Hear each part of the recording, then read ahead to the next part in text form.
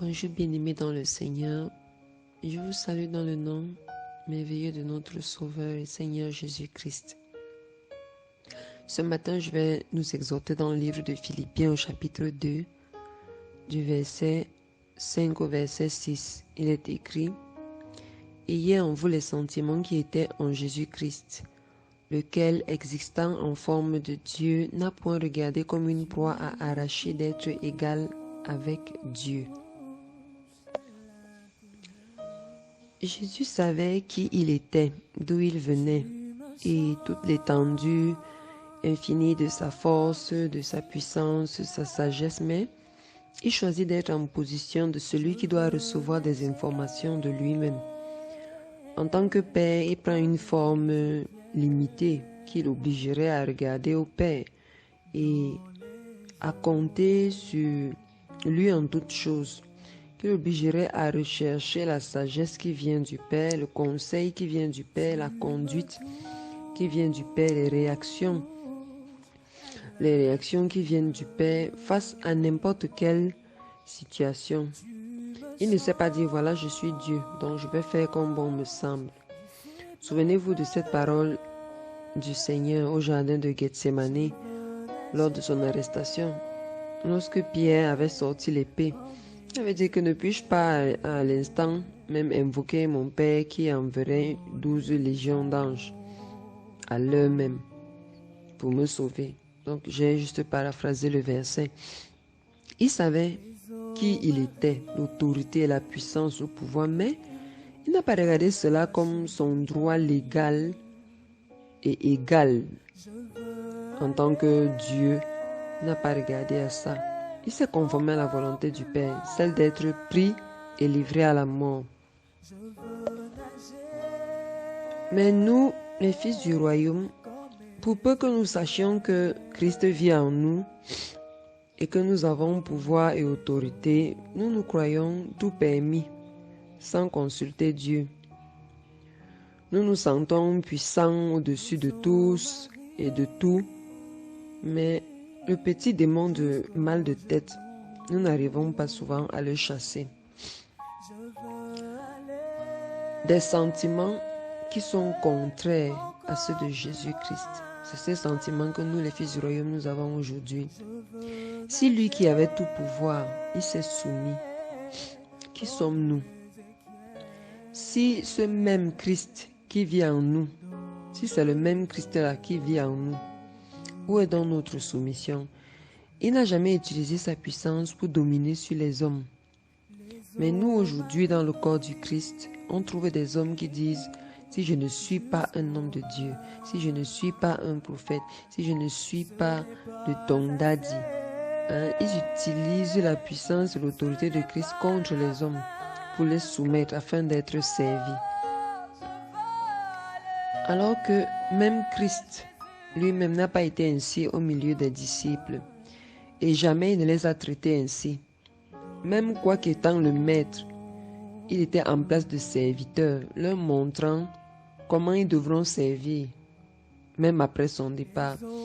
Mais aujourd'hui, on a des daddies suprêmes qui menacent les frères et les sœurs, que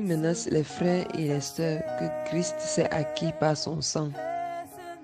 Oh, ne touche pas loin de Dieu, ne sachant pas qu'en Jésus-Christ, tous ceux qui lui appartiennent sont tous oints de l'Éternel. Tous sont un sacerdoce royal, tous sont des sacrificateurs, tous sont disciples, avec chacun des fonctions particulières, mais n'étant en rien supérieur aux autres, sinon d'être supérieur dans le service et dans l'abaissement, afin que les autres croissent davantage. C'est pourquoi les apôtres disaient qu'ils sont les derniers des hommes. Eux, les premiers choisis de Jésus-Christ, croyaient qu'ils étaient les plus grands, les plus importants, juste à ce qu'ils comprennent que le plus grand, en effet, est celui qui sert le plus, qui s'abaisse le plus, qui s'use le plus, qui a moins de droits que les autres. Les apôtres donc qui étaient les plus grands savaient qu'ils avaient même moins de droits que les autres disciples. Leur puissance et pouvoir ne peuvent chasser les démons aujourd'hui. La puissance de ceux qui se disent fils du royaume, qui se disent serviteurs de Dieu. Ils disent qu'ils sont puissants. Ils disent qu'ils ont le pouvoir. Ils n'arrivent même pas à chasser les démons. Eux-mêmes, ils sont liés d'entendement. Et ces mêmes démons d'orgueil, de haine, d'impureté, d'égoïsme, de vaine gloire, ils n'arrivent pas à contrôler leur foyer, à bien gérer leurs femmes et enfants, sous prétexte d'être de grands hommes de Dieu, et les menacent jour et nuit.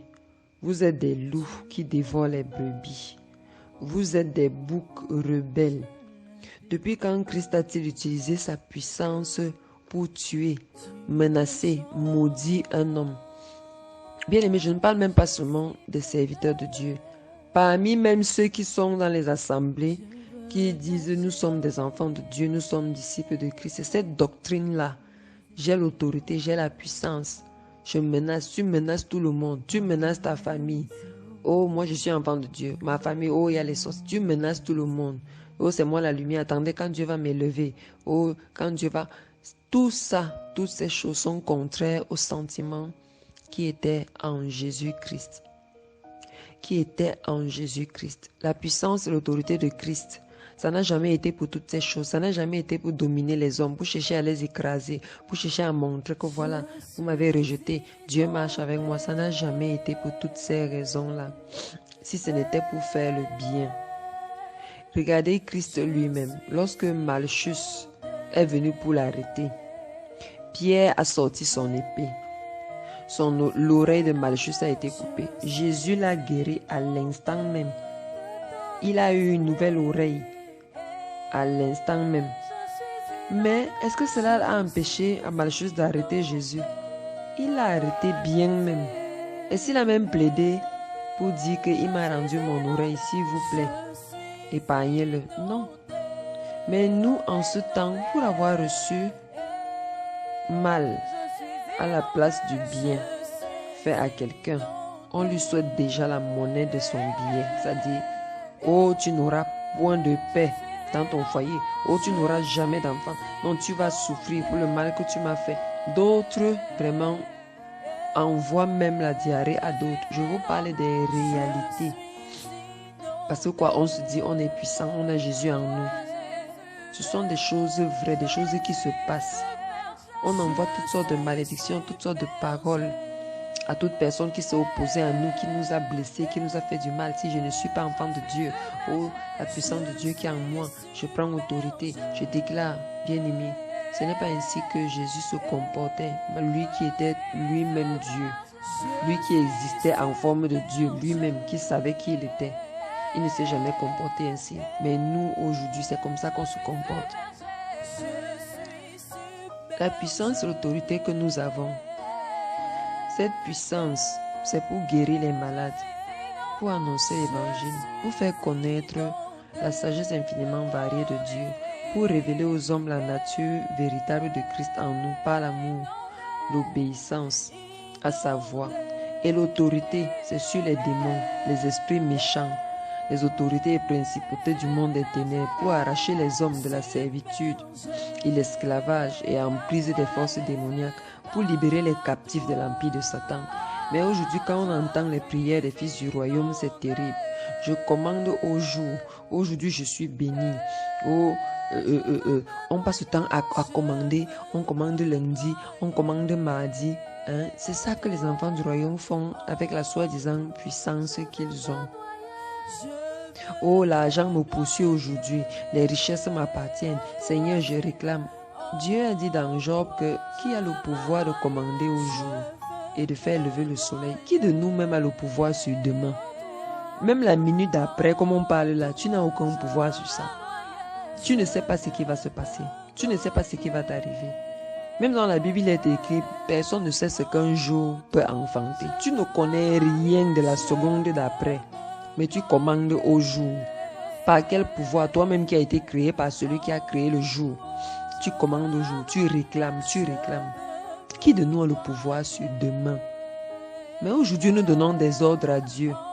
Et nous regardons comme une proie à arracher d'être ses enfants, ses héritiers. Et nous réclamons avec autorité notre héritage. Je parle ici là, parce que ce que les enfants de Dieu de ce royaume réclament, c'est l'héritage matériel, juste pour en jouir sur la terre et montrer aux autres hommes, je ne sais pas quoi. On leur apprend aujourd'hui, prie avec autorité pour réclamer à Dieu ton bien, ta délivrance. Ça fait pitié, bien-aimé. On donne des ordres à Dieu. Mais si tu es réellement fils du Père, quel est ce fils qui réclame son héritage, si ce n'est le fils insensé, comme le fut le fils prodige? Ceux qui réclament leur héritage, généralement ils dilapident ça. Oui, et n'en font même pas un usage qu'il faut même pour la gloire de Dieu. Généralement, ceux qui réclament, donne-moi Seigneur, bénis-moi, Seigneur, si tu me bénis, je vais te donner la moitié de ma dîme, je vais faire comme ça, je vais donner toute la dîme, je vais faire comme ça, je vais faire comme ça. Tu veux seulement que l'argent tombe dans tes mains pour que dès que tu enlèves seulement, justement, comme tu dis ta dîme, le reste tu fais de ça ce que tu veux. Un homme nous enseigne à réclamer ces choses, mais pour quelle raison est-ce qu'on les réclame? Est-ce qu'un héritier a besoin de réclamer son héritage? Si je sais que je suis héritier, le Père sait à quel moment me donner mon héritage. Le Père sait à quel moment l'héritage qu'il a préparé pour moi, j'en ai besoin. Il sait à quel moment me donner l'héritage, parce qu'il sait quand je suis déjà mature, il sait à quel moment je pourrais utiliser ça comme il veut. Mais de nos jours, on réclame tout. On réclame tout et rien à Dieu. Et on passe la vie, on passe la journée à réclamer. Bien-aimé, ton Père qui est dans les cieux, il sait à quel moment céder l'héritage à son fils et il le fera, que le fils lui demande ou non. Il fera au temps convenable. Entre-temps, le fils se contente de travailler pour le Père et de jouir des biens qui sont dans la maison. Dieu ne nous donne rien pour satisfaire les désirs pernicieux de la chair. Il nous donne ce qui est pour notre bien et au moment où cela est nécessaire. Notre statut de fils et fille ne nous donne pas droit à la vaine gloire ou à la manipulation des frères et sœurs ou à l'intimidation même de nos ennemis. Parce que la puissance de Dieu aujourd'hui, on veut intimider tout le monde, on veut intimider nos ennemis, regardons à l'attitude de Christ. Lui qui avait toute cette puissance en lui, qui faisait tous ces miracles, qui guérissait les malades, qui chassait les démons, qui annonçait le royaume des cieux. Regardez ce que Jésus-Christ a fait de sa puissance, lui qui savait qu'il existait bien en forme de Dieu. Regardez comment il s'est comporté et que chacun de nous regarde comment il se comporte avec la puissance et l'autorité qu'il a. Que chacun puisse s'examiner pour voir, bien-aimé, arrêtez de commander au jour. Je commande au jour d'aujourd'hui, ce n'est même pas ton jour. Toi-même, tu es locataire dans le corps dans lequel tu vis. Le jour que le bailleur va dire qu'il libère ma maison, il ne va même pas donner de préavis. C'est le seul bailleur dans toute la création qui ne demande pas de préavis parce qu'il est Dieu. Il te rappelle en 2 secondes. La location la tombe. On peut jeter ça, ça pourrit. Bien-aimés, soyons remplis d'humilité et reconnaissant que la puissance et l'autorité que Christ nous donne, c'est pour accomplir son œuvre. Ce n'est pas pour dominer les hommes, pour les écraser, les mépriser, les menacer, leur montrer que Dieu nous a visités. Nous nous sommes bénis, nous servons Dieu bien-aimé. Revêtons-nous des sentiments qui étaient en Christ, même face à nos ennemis, avec toute la puissance que Jésus avait. Regardons, étudions la parole pour voir quelle est l'attitude que Jésus avait même face à ses ennemis. Que Dieu nous garde encore dans son amour ce matin. Je vous souhaite une agréable semaine. Que notre Papa puisse nous garder dans son amour, dans sa grâce. Amen.